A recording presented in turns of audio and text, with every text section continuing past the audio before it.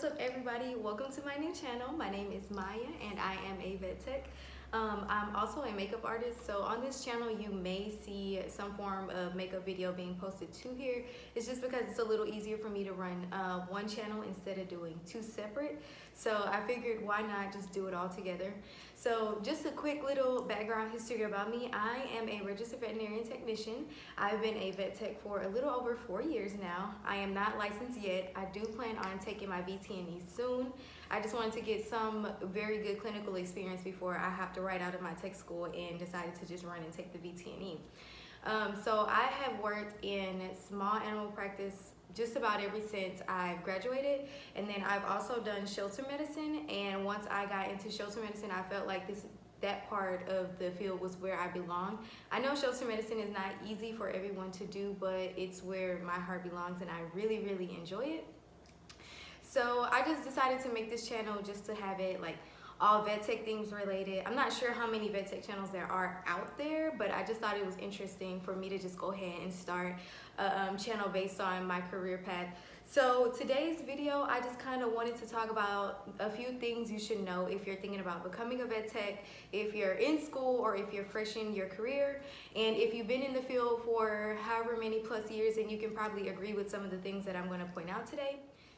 So what I did was I chose 3 things that I felt like were super important for you to know as a technician, or like I said, if you've been in the field, then you can probably just agree with me on these points.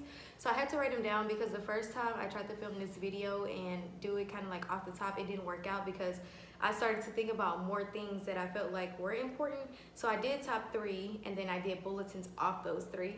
So with the first one, I felt like was at the top of the list of what you should know, or things you should just practice on every day, is with us being in this field, it's very important for you to keep a healthy state of mind. Like, your mental has to be healthy 100% almost every day. And if it can't be at 100%, then you have to find outlets to make yourself happy based on what happened to you throughout the day. You're going to see very many different things that's going to affect you. You may think that it's not affecting you right then, but then there's been plenty of days where once I've gotten home, I've just sat down and just like, wow, I can't believe I saw this, or I can't believe that happened today, or like, it's going to be a lot of first time things that you see, and some may become repetitive. And the things that are repetitive, it'll affect you differently because everyone's reaction is not the same. So that was, for me, one of the top things that I had to learn how to like manage as I'm working every single day. So as a bulletin that I put under that was, it's important for you to leave work at work, because you'll find it extremely difficult for you to get like a healthy night's rest if you're bringing work home with you.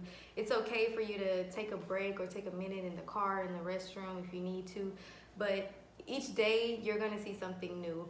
So you kind of have to leave it there, come home prepared to get ready for the night, and prepare your mind and your mental state of health to be ready and prepared for what you may see the next day. Another thing under that, as far as like a healthy state of mind, is you can't save everything. So that's one thing that may be hard for a lot of people, is understanding that no matter what you see or how bad you want to save something, which is why you probably chose this field, you can't save everything. And that's something that it's hard for some people to deal with, and it is hard to see every day. But you have to come to understanding on why things happen that way. You have to do things also that keep you happy. So like I mentioned before, when you leave work and if you're super upset, you had a very stressful day, you just kind of have to find things that are going to make you happy from that point on. Okay, so for my second number or bulletin, I wrote down, you must become a people person. So I was very, very shy before I got out of school, and I kind of grew a comfort with speaking to people while I was in school, because I had started school with a bunch of people that I didn't know. So to kind of save yourself throughout school, you kind of have to like learn to take initiative to want to speak to somebody, or just get used to being around like complete strangers that you don't know. One of the bulletins that I put underneath that, as far as being a people person, is no matter what the situation is, you have to remain professional at all times. You're going to encounter a lot of different kind of people, and some may not always be as nice as you would think. And a lot of the times when it comes down to someone being upset, it could just be either it's somebody that's just 100% difficult, or they're being difficult because of the situation. Now, the situation doesn't give them a right to act out towards anyone or lash out towards anyone. But when it comes down to people's pets, everyone cares for their pet differently, and everyone's emotions about their pet are completely different. And that's one thing that I've learned since being in the field. I know that before I started that people were attached to their pets, but once you start working in the field and you start to see things that can go from healthy to 100% ill in less than no time, you start to see how people genuinely feel about their pets, especially when you or your doctor can't give a specific answer on what's going on with their pet, and you start to see a lot of different emotions start to come from these people. And with that, you, like I said, you have to remain professional at all times, even if you're feeling upset with them, or you're getting upset because they're upset with you. Like, you can't change your professionalism when it comes down to people's reactions. Another thing that I put under number 2 was bedside manners are very important. Some things that you may feel are not offensive to you, it may come off offensive to others when you say it to them, especially depending on the situation.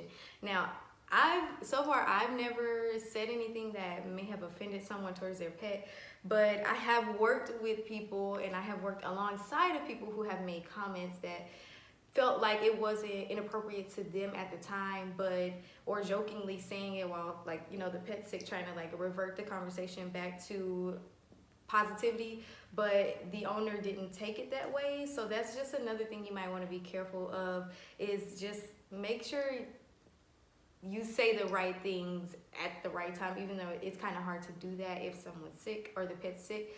But some people are just naturally people that take everything offensive. So you kind of just have to be careful, or just if you don't feel comfortable saying a certain thing, or you think it may be inappropriate or not appropriate, I'll just don't say it just to save yourself. And then my final thing for this was, you should know that this job will weigh on your body, so you must stay active and healthy, because we lift 24/7. There are many different weights and sizes of dogs, and cats too, as you may know, or if you're in a large animal field, then you know that you still have some form of lifting to do. So I didn't really think about how much this would affect me until I actually got into the field.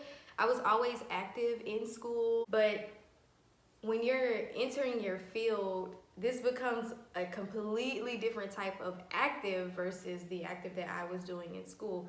So I know it probably won't make sense, but it didn't make sense until I actually started working. So there were things that we had to learn in school, like there's a appropriate way to lift, and if you worked many jobs or warehouse jobs before you went into school, then you probably already know about things like that.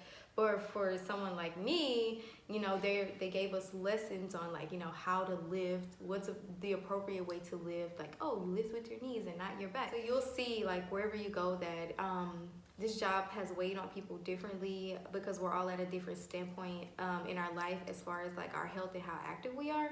But I just felt like being active was very important for us, just because we do continuously walk all day, we do lift all day.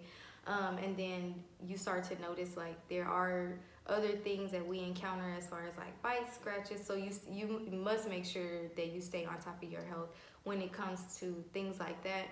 You'll start to notice that scars are becoming your new tattoo. So it's just important that we stay on top of our health and we stay completely active, so that we don't slow down super early into our career.